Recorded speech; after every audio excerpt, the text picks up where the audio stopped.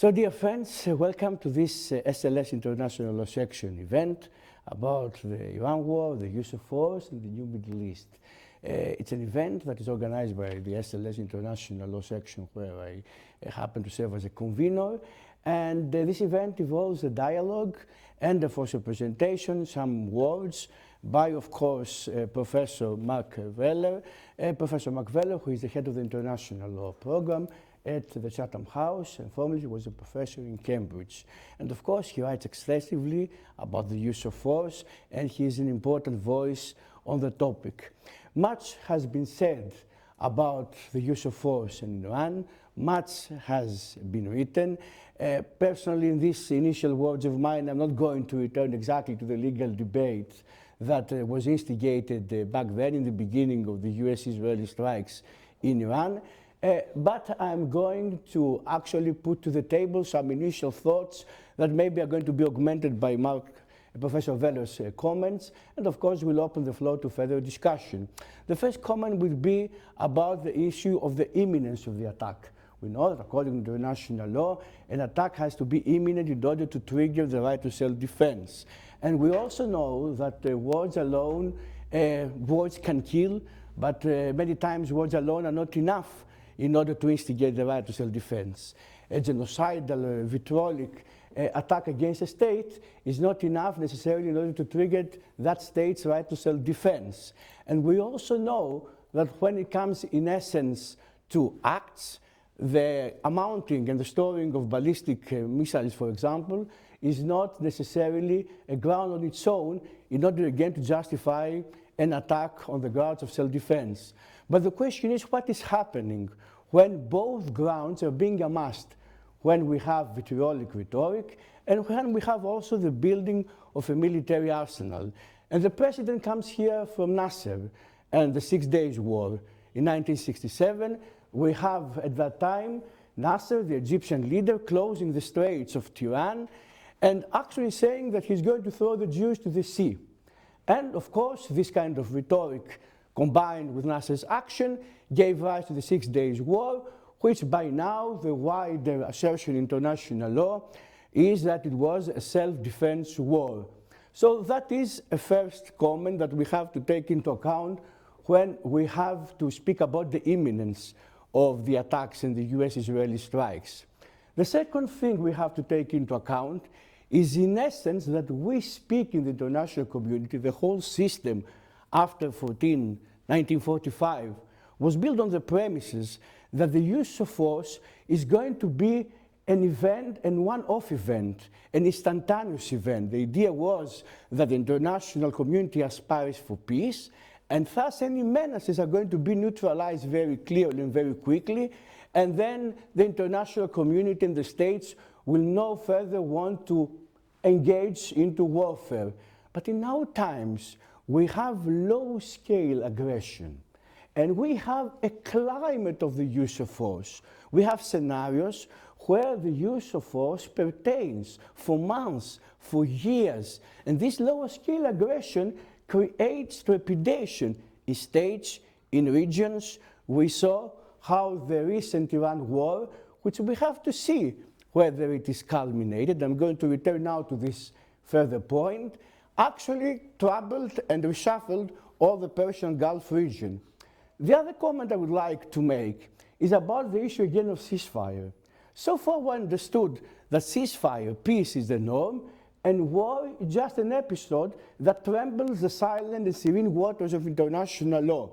Here now, with the Iran war, we see maybe the opposite is true, meaning that we have a constant situation of warfare, which is not necessarily the taking of arms, the active taking of arms, but a situation where suspicion between states becomes enmity, and maybe this is interrupted by short or longer intervals of ceasefire. As we know now, President Trump, it seems that he's going to continue renewing, even tacitly, this state of ceasefire. And this leads us again to the question, where are we when we speak about the use of force? How positivistic can anymore the use of force be? Or how can we measure it on an empirical way? A further parameter that I found very interesting when it comes to Iran war and the use of force is that it's one of the first times, especially after 1967 and the closing of the Tiran Straits by Egypt. And by the way, the Tiran Straits are international straits, and this closing of the straits prompted the international community to revise the law of the sea convention and actually stipulate nowadays that every vessel has the right to sail through international straits. So all this rhetoric for protecting international straits through international law comes into interplay with the Straits of Hormuz, which of course are international straits, which have been closed by Iran.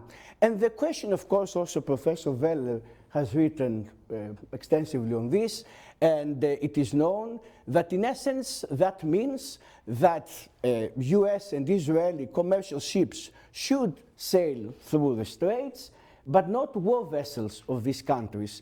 And I would like to pose here on the table the question, what would happen if the US war vessels are meant to escort as protection commercial vessels meant to cross through the straits? Are we take this participation of US war vessels as an act of aggression, triggering Iran's right to self-defense, as Iran has claimed? Or should we see it as an effort to restore international legality per the law of the sea?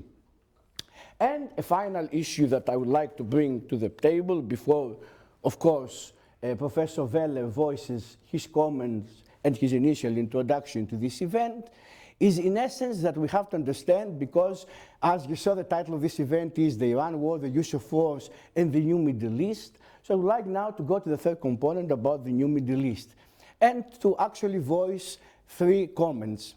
The first observation would be that we cannot anymore speak about total victory.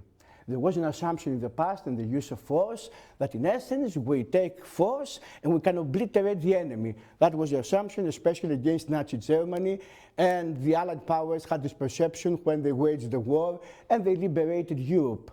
But nowadays it seems that because of the low scale of the use of force that I mentioned before, scenarios of total victory are not necessarily possible unless they're being escorted with diplomatic efforts. And this is something maybe the leaders should take into account. The second element that is important and has to be stressed is about the rise of the United Arab Emirates and maybe the decline of Qatar when it comes to the regional Gulf balances.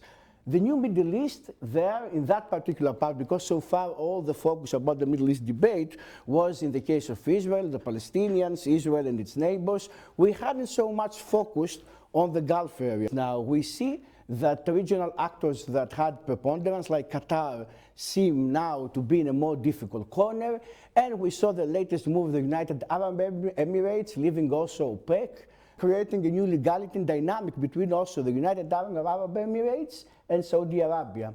And the last comment I would like to make about the New Middle East is how we see that this Iran war actually affects other regional conflicts in the area that we wouldn't have thought about. And here I mean the connection that was made between the Lebanon-Israel war and the wider escalation that we had in Iran. And as we read in the news, aspirations, of course, of all of us are for peace, and we hope that in essence Israel and Lebanon are going to sign a peace treaty, and if that happens also Syria will most likely follow up and conclude a peace treaty with Israel. And along these lines we see sometimes how the use of force can actually trigger new consequences and new developments in the international arena, which are not necessarily towards the direction of taking force, but towards the direction of stabilization, towards the direction of creating a new Middle East which is more inclusive and more peaceful for all the people in the region. With this, I put a semicolon to my words, and I give the floor to Professor Weller. Thank you very much for coming again.